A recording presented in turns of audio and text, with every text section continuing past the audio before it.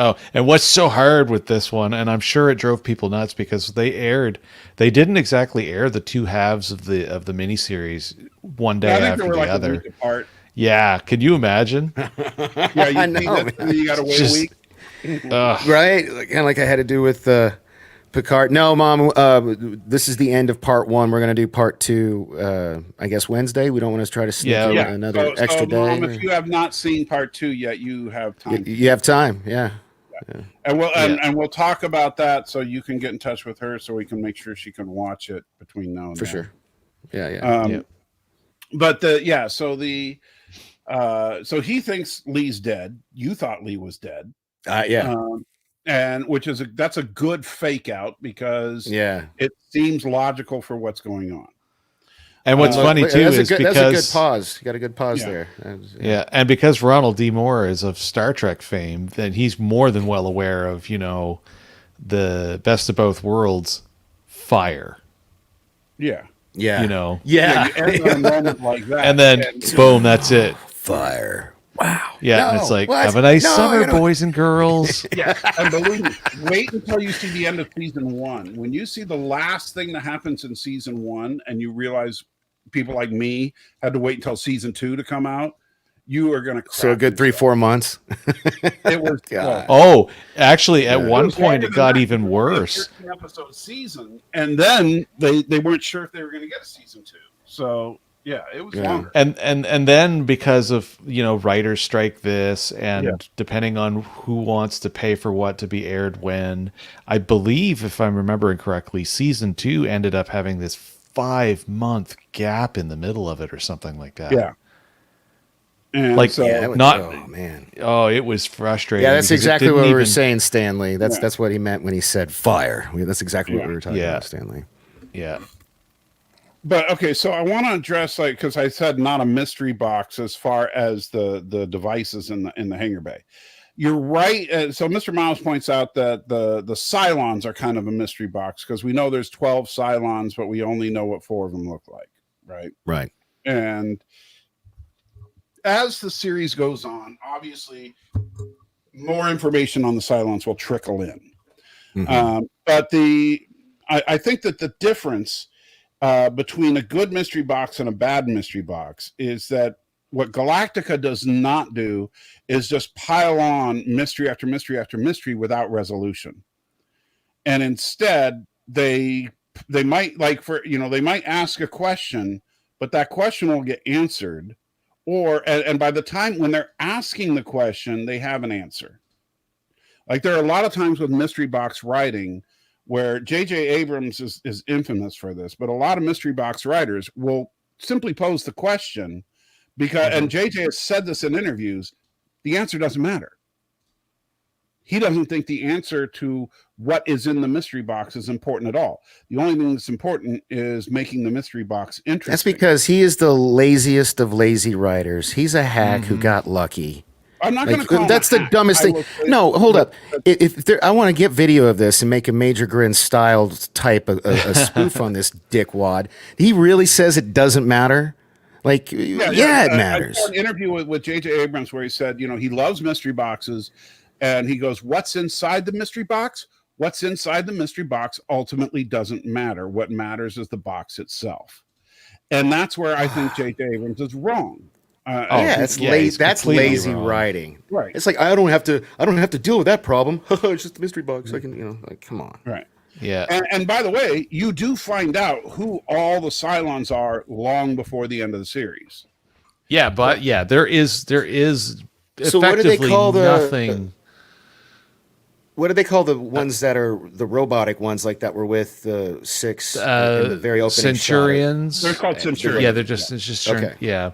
And I don't think it's a spoiler to say this at all because they do eventually explain it. And it's not like it's important when they do finally explain it, but it doesn't. I don't think it's unreasonable to say this at the moment. And while you're doing that, I'm going to look for something. So yeah, the 12 non-chrome domed Cylon models are the only ones with absolute autonomy. So the rest of them have a degree. So who's in charge of like bringing them back? I mean, are they going to eventually run out of bodies? You know, like who's? Oh, still, like, there's all kinds of insane content to see in other seasons. There's lots of interesting, and well done out plot devices. Because again, it's because right now that they download into another body, right? Yeah, because that's been explained in the miniseries. Yeah. So they absolutely capitalize on explaining how that all works. Explaining, because I'm glad they did. Because I was really confused at the end. Because remember, at the end of the next episode, I literally said to you guys, what are they, just like walking meat puppets with no, like, you know? I thought no, they're going to get into that quite a bit. Yeah. And not only do they explain how it works, but the limitations of it. Oh yeah, so it's not some absolute omniscient, Hey, Mr. Miles, I'm a really good sport. That said, don't spoil anything.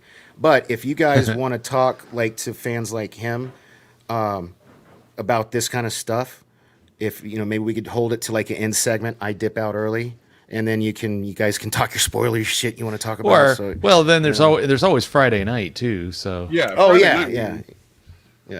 I don't make as many of those anymore. CC and I usually. Yeah, I'm not on the Friday nights as often because I try to catch up on.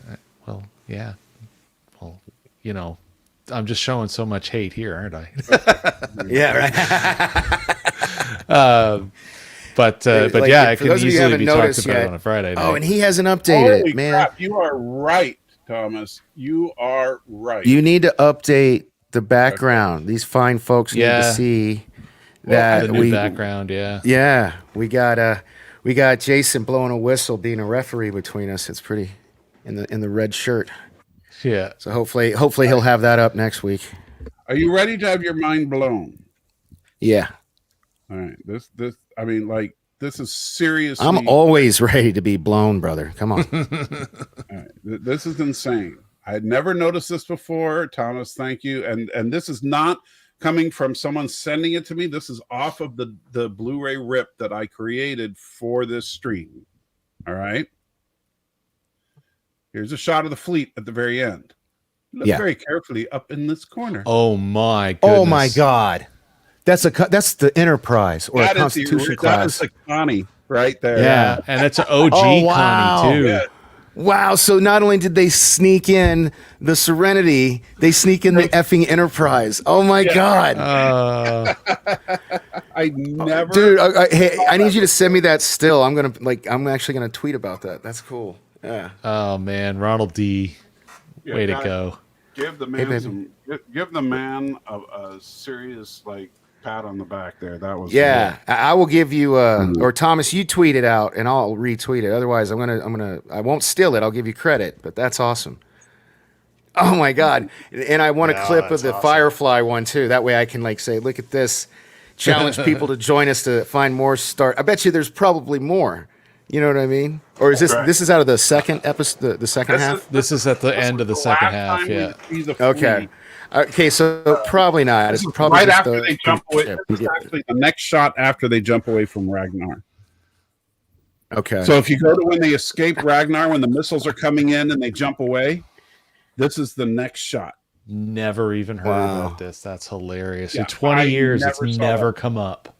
Yeah. That's awesome. Wow. Well, I haven't been watching it. I was as blown away as I was by the Firefly or the Serenity. I mean, that's cooler. They snuck in. Yeah. Can they get in trouble for that now? Well, I mean, we're pretty sure the Millennium Falcon. You know that we're pretty sure the Millennium Falcon is hiding in the Battle of Sector 001 in First Contact, right?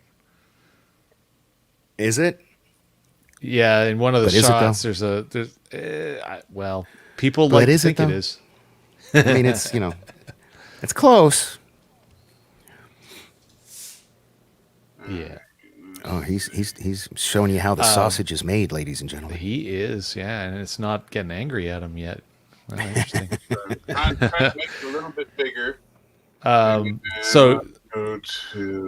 So it was 8 months between the end of season 1 and the beginning of season 2. Wow. So can you imagine waiting that long, Danny? Like, it's enough when you wait Dude, 4 or 5 months. I hated across the waiting a summer. week. Yeah, I hated waiting a week in between episodes of Picard season 3. Oh, thank you, Lover. Yeah, So- and season 2 of this show ended at the end of May of 2006, and then we never got. Yes. Sorry. And then we never got season 3 until October of that same year. So that wasn't as bad. It was much more like regular broadcast television. But yeah, it was. We're doing was a zoom and enhance here. No, that's was a fine. long slog between season 1 and 2. So yeah, we'll have to go back. I'm telling you, I want the Firefly one too, or this. I keep calling it Firefly because it's the Serenity. Yeah, the Serenity, Yeah, the that's- Firefly class. Scale layer. Let's make it about 3. So March. So 7. Oh, that was the big one. The big jump was season 3 to season 4. It was almost a full year. oh my And then god, also and four is the last season, right? Yeah. Did they release any of those movies in between those? Because didn't you say one of those movies came out in between? The or Razor, something? yeah, Razor came out as a TV event of sorts after season 3. Okay, so at least Yeah, you get your beak wetted a little bit in between. A little bit, yeah. Yeah. So there, that's 'cause- that's about as clear as I can make it. Damn, right there. dude. Yeah. man. I need both of those, the original and that. Like, That's so I can awesome. overlay it. God, it's so blatant. Oh my God. Hey man, isn't this cool? Like you've been a fan. You didn't know this. It's been 20 years. No, yeah. And I get, thanks to Mr. Thomas Potts, I get to see it on my first viewing. That's tits. Yes, I love sir. A plus for Thomas. Look at this. it. Yeah. Yeah. You know, I guess if it has to do with starships, I guess Thomas really is the Yeah, man. Thomas is definitely the man when it comes He's the to king. Yeah. So that is cool. Yeah, Thomas sent me a little picture of it that just had that little circle. There was a little circle around that spot, and Yeah. and I was like, wait, that can't be. Somebody photoshopped that. And Yeah, so- no, that's But awesome. like I said, this I pulled right off of the Blu-ray. So Yeah, dude. So tweet it. I'll retweet it. Tweet both the pictures he sent you. This one and then the one with the circle. Yeah. That's awesome. Come on. so Knock the dust Thomas off your forgives Twitter anyway. Dork, but not the two of us. Wow. Well, he forgives me because I just saw it for the first time Saturday. You know. Yeah, I know. It's kind of bad because I've watched it. Well, I I've watched rewatched the it. whole series. I've watched the whole series at least 4 times in the miniseries. Now this is probably the 5th or 6th time that I've seen it. Oh wow. Yeah, I so know. I rewatched Handed the my first nerd episode. Oh no, that's you're fine.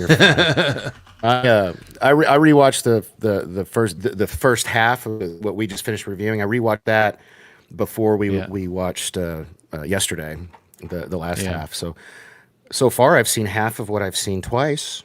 Right. You know, and since we're not going to And so yeah, I think cover this that's until next Wednesday, I'm probably going to watch this I'll half probably again. rewatch the second half. Yeah. right. And Yeah. and that's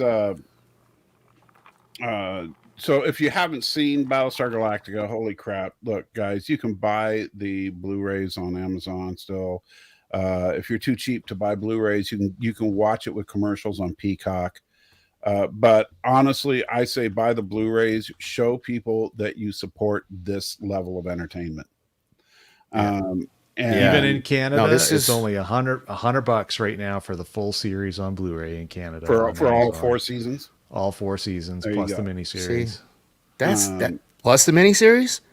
That's a damn steal. $100. Yeah, and that's Canadian. Canadian. Dear God, no, Canadian bucks my are probably Blu-ray. better.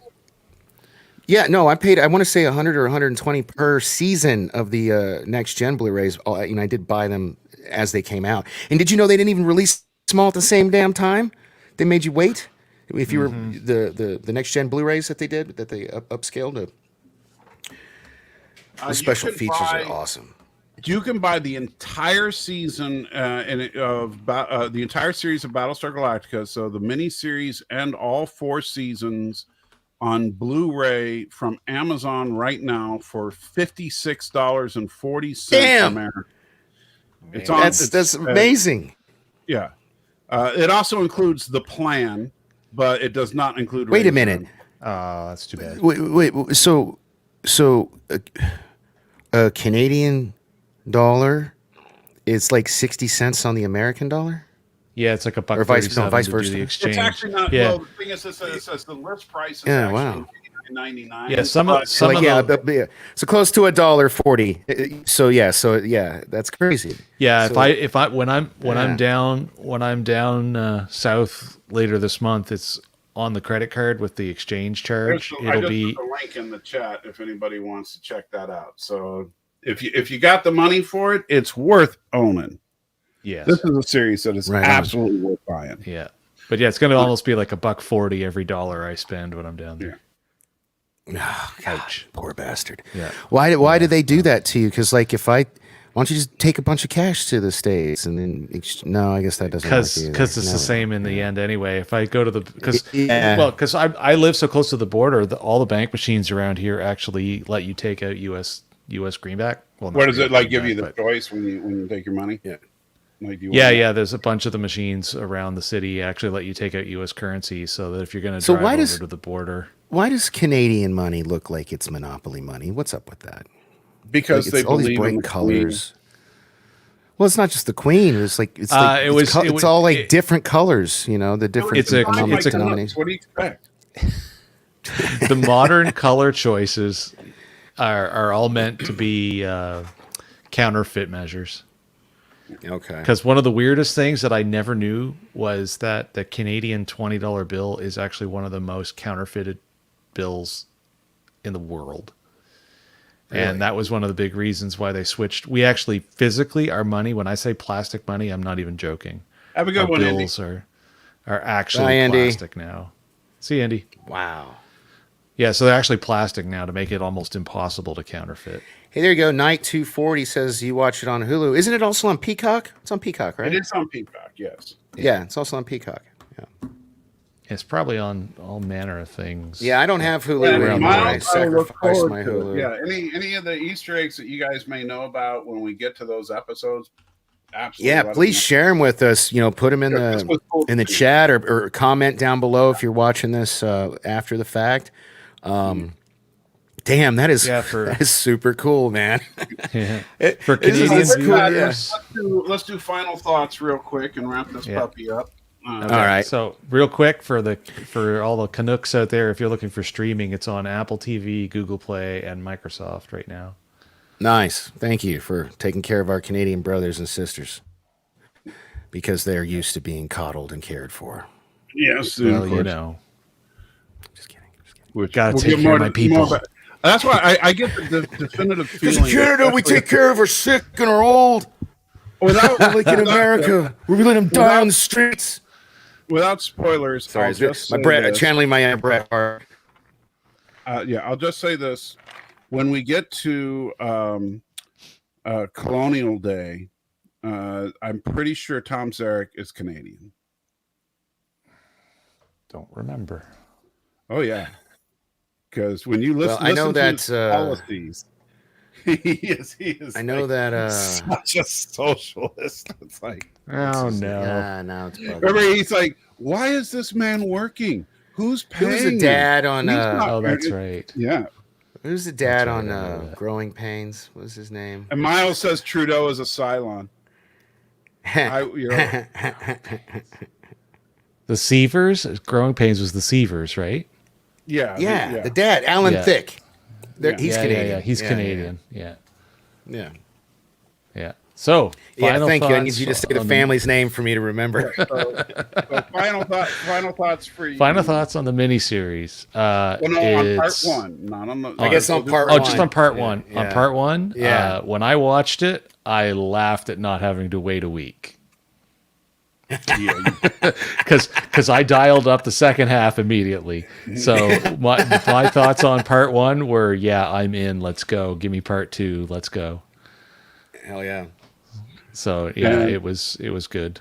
I'll just say this: if you like that little intro video that I did, everything but the last 2 shots in the video were taken from part 1. Enough said. I mean, Oh wow. there's it doesn't seem like it, but that there's a lot of really intense, not just action, but just the tension building throughout, and the character building throughout is just done on a level that I think is unparalleled. And so I think probably one of the best launches of a series, period. That's, that's my opinion. Right on. So I will Now, have to say, you're the person that's the true virgin here, so you gotta. yeah. So I will have to say, but it's crazy because I'm going to be echoing a lot. So I too was like, because we originally we were going to try to watch them in one sitting back to back, but we had like a ton of technical difficulties, so unfortunately we had to spread it out. So I had to wait. I didn't have to wait a week, but these guys would not let me watch it on my own. And because of the way we watch it, I'm sure they would be able to tell if I tried, and then I'd have to at my house. So I waited from Saturday to Wednesday, and I couldn't wait. Like I was like, it was so good. I really wanted to see because again, I thought the kid was dead. Lee, right? Apollo, that's his name. I got to learn these. Yep. I'll get it. I thought he was dead. I thought that was going to be some kind of like motivational character arc for the Adama. Like I thought it was going to play like some big role. And so like I had like 3 days of just like, and then we watched it and it was like so quick into the episode. I was like, wait, what? I thought they killed, because I literally said, wait, what? Because they show the president and the dude on the ship. And I'm like, I thought it was blown up. And they're like laughing at me and shit. So yeah, no, I can't think of another science fiction show off the top of my head where the first episode, because like famously Encounter at Farpoint's not that solid an episode, right. and the man trap was just a bad decision on CBS's part. I don't think that should have been the first. I think they should have released it chronologically, but whatever. Where No Man Has Gone Before should have been. Yeah, that's exactly. And then with even with Deep Space Nine, it felt like there was too much handshake from Next Gen. And then I don't know. I can't think of. I guess maybe Orville's first episode was all right, but it didn't end like. I mean, they just went. They didn't. I dug it, man. Yeah, this one pulled me in. I was like, I gotta watch it. Yeah, and I'm a man of my word. I stuck true. Yeah. I was going to say, just to add to what you're saying is I was saying to Mike when you were rebooting or flipping your router. Yeah, both actually. Yeah, the first 4 episodes of The Expanse, the first time I watched it, because it was a week at a time.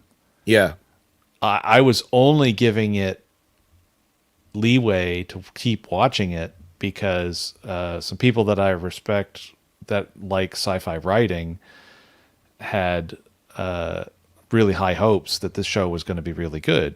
But it took it took basically the same amount of airtime as the entire miniseries of Battlestar. So for official actual boxing of episodes, Battlestar is just so much more solid even than the starting of The Expanse. Yeah. No, I loved the writing. Even the earlier, Salty, you were saying that the special effects hold up. I'll give them a pass. They are a lot better than a lot of other special effects from that era. So I'll give that a pass and say that holds up. But what really holds up to me and ages really, really well, which is impressive to me, is the strong female characters, the strong characters in general. They because remember we were going into this, I said a little bit earlier, I was worried that this was going to be, and I don't know why, because obviously it wasn't, because it went on for several seasons. I was like, oh man, is this where the woke movement started? I was like, oh, this is gonna be like blah. There's too many bitches in charge, and they always saving the day. But it's done really, really, really well. And like I wish Hollywood would make something like this today, or everybody encourage all your friends if they want to see good sci-fi, have them and they haven't seen this, have them watch this because this was it was good writing, just overall good characters. Emotional weight. I guess I didn't really. So the first half didn't get me choked up at all about anything because I wasn't really attached enough to Apollo to give a shit, and I thought his death at the time when I thought it was his death was more to move along the Adama character. Right. But that was in more the second shock half, value right there. yeah. But the second half, there are two really emotional scenes, that got me. And the first one where you guys thought I was going to cry, I didn't cry. I got pissed. I was pissed. The second one, I had to I literally did this, and Patreons will see. They start saying, "Are you crying?" And I have to turn my camera off. Yeah. One of the things that this show will definitely pull tears out of you. It'll definitely have you cheering when good things happen. But the thing is that good things don't happen that often because that's be a real. Debbie Downer. Well, the humans are outgunned, outnumbered, outclassed in every way, and and it feels hopeless, and it will continue to feel hopeless. But they're scrappy. They're not. They're definitely scrappy. You can see Apollo and Starbuck are the best there are and all that. But the thing is that they're going up against thousands and thousands of Cylons, and they've got 40 pilots. Yes, Ariel. All good things do indeed come to an end. Much like, and I will say today's episode of Nerd Fights. I don't think this show is nihilistic, and I'll tell you why. This show does talk about the value of life a lot. You see, pull up Ariel's comment. Nihilism is not about just being dark. Nihilism is about whether or not there's a true value implied for human life. No, wrong one. Is that the one you wanted? wanted? The one above it. No, the one above it. Humans. That one. So I don't think this show is nihilistic. I do think it's very dark. This is about, and by the way, here's one of my favorite quotes from Ronald D. Moore from his podcast that he was doing during the production run of the show, is that their philosophy when he was he got into the podcast game early. Oh, I did. He did a podcast. Yeah, I watched the show and I listened to his podcast every week, and. He was. He had to be one of the first. I thought Kevin Smith was the first one doing podcasts. That was great because what he would do is he would do his podcast for an hour while he watched the show, and so that that's awesome. Yeah, so that becomes the commentary track on the Blu-ray. But yeah, a lot of you'll hear him start out and you'll hear him sit back and you'll hear like a lighter click as he's lighting his cigar, and he'll be like, and the scotch of this week is going to be a 12-year Glenlivet, and you'll hear him pouring it, and then he'll start talking about producing. That is so cool, man. Are those out there anywhere? Yeah, they're the commentary tracks on the Blu-rays and stuff. So since where you're watching them, if you select the third audio track, you'll be able to hear them once they start. It's not right at the beginning. It doesn't. He doesn't start doing the podcast for a few episodes in. But what I was going to say is one thing he says that I really, really liked was he said, my philosophy when writing an episode is when the network came to me and said, it's getting too dark, he'd say, let me turn off the lights. Hold my beer, bro. Come on, Jason. Put that comment up for me. Put that comment up for me. Come on. You got to. Where is it? Ariel? Is it the knife fight one? Ariel. No. I'm gonna book it. I'm gonna book it live. Oh, you took it down, you bastard. Oh, yeah. Stop it. You had the right. You two are fighting. Okay. No, I'm just having. Yes. I'm just having an epileptic fit. Yeah, I didn't touch Okay. the mouse. I swear, I didn't touch I Yeah, think no, it was all Salty me. could take on both George Lucas and Gene Roddenberry in a WWE triple threat match. Make it happen, Danny. I'm gonna book it. I'm booking it live next. Well, wait a minute. Gene Roddenberry's dead. I'll take that Yeah. bet because I'll draw a comic. I'll draw a comic. Gene Roddenberry There we go. dead and George Lucas is like Yeah. pushing 80 now. I'll do it. Yeah. With a corpse and a 90-year-old. I'm good. Yeah. I don't know, man. Vince McMahon is still buff. Yeah. Or she didn't say Vince McMahon. My George Lucas. Actually, I think you could win that. Like, between a guy and a overweight old man. Yeah. Yeah, he's just overweight old man now. Yeah. If you find, let's look at. And Salty will engage in elder abuse. Stanley, triple threat match. Is that like a threesome? Do you even hear yourself? All right, guys and gals, and non-binary it's time, pals. time to punch We're, it out we're here. pushing on 3 hours, and I need to smoke a cigarette. And that was my limit yesterday. You guys remember that? So you're keeping me alive. I can take that guy. Yeah. I'm pretty sure I could take him. There we go. Oh, okay. Now, when we come back next week, Salty, I fully expect that background to have Jason in it also. Well, just You make understand sure me? because you said, "Hey, did you get the update?" And then I was like, Do you understand me? No. Yeah, he sent it to you. He emailed it. Acknowledge me. I'll email it again. I had to email him the correct thumbnail twice for him to finally put it up. "No, you didn't." used I had the old updated one. the thumbnail, and then you sent me the email with the thumbnail. I had already updated it by the time I saw that email. But I Production sent it woes. yesterday. Yeah, anyway. All right, guys. No, anyway, guys. So with that, remember, you are the salt of the earth. I'm the salty trekker. Danny's wrong, and Jason is, he drinks maple syrup because He's our favorite Canuck. Yeah, exactly. I did read your opening there, so yeah.